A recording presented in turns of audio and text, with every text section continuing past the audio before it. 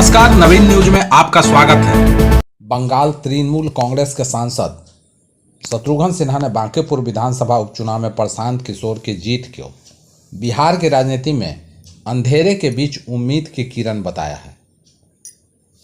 उन्होंने कहा कि तमाम राजनीतिक, आर्थिक और बाहुबल के बावजूद प्रशांत किशोर की जीत महत्वपूर्ण रही है। शत्रुघ्न सिन्हा ने कहा कि उन्होंने प्रशांत किशोर का लगातार समर्थन किया क्योंकि उनका मानना है कि अगर अच्छे लोग राजनीति में आने से हिचकेंगे तो उन्हें बुरे लोगों के शासन के लिए तैयार रहना होगा। उन्होंने कहा कि बिहार में विकास के मोर्चे पर अभी भी कई चुनौतियां हैं। राज्य की प्रति व्यक्ति आय राष्ट्रीय औसत से पीछे है और गरीबी, बेरोजगारी तथा पलायन की स्थिति चिंताजनक बनी हुई है।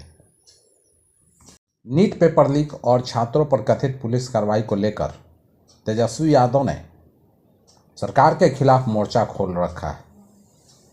डीजीपी से मुलाकात की, ज्ञापन सौंपा और छात्रों पर कार्रवाई को लेकर गंभीर सवाल खड़े किए। ऐसे में अब नजरें झारखंड पर टिक गई है। रांची में जेपीएससी, जेएसएससी अभ्यर्थियों कई दिनों से सड़क पर हैं। परीक्षा में कथित गड़बड़ी की जांच और 14वीं जेपीएससी परीक्षा रद्द करने जैसी मांगों को लेकर आंदोलन चल रहा है।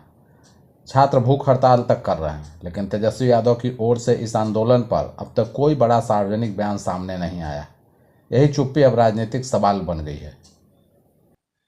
मामला इसलिए भी दिलचस्प है क्योंकि झारखंड में राजद के 4 विधायक हैं और संजय प्रसाद यादव मंत्री हैं। इतना ही नहीं, संजय प्रसाद यादव उस सरकारी समिति का हिस्सा भी है जो आंदोलनकारी छात्रों से बातचीत कर रही है। यानी एक तरफ बिहार में तेजस्वी छात्रों के मुद्दे पर सरकार को घेर रहे हैं, वहीं झारखंड में उनकी पार्टी सरकार के भीतर रहकर छात्रों से बातचीत कर रही है।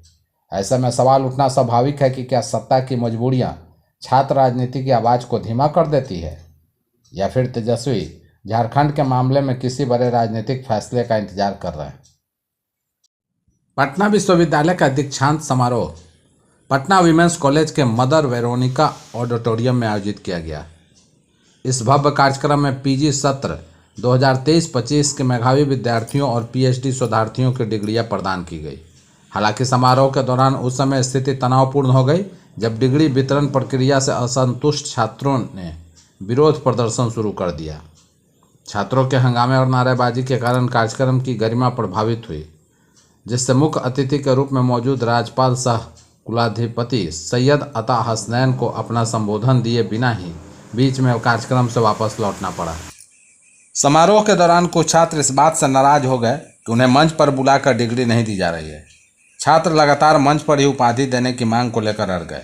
देखते ही देखते विरोध तेज हो गया और दीक्षांत समारोह में भारी हंगामा खड़ा हो गया, जिसके चलते राज्यपाल बिना अपना भाषण दिए ही कार्यक्रम छोड़कर चले गए। पटना हाई कोर्ट ने एक महत्वपूर्ण फैसले में एक न्यायिक पदाधिकारी के खिलाफ कार्रवाई शुरू करने का आदेश कोर्ट प्रशासन को दिया है।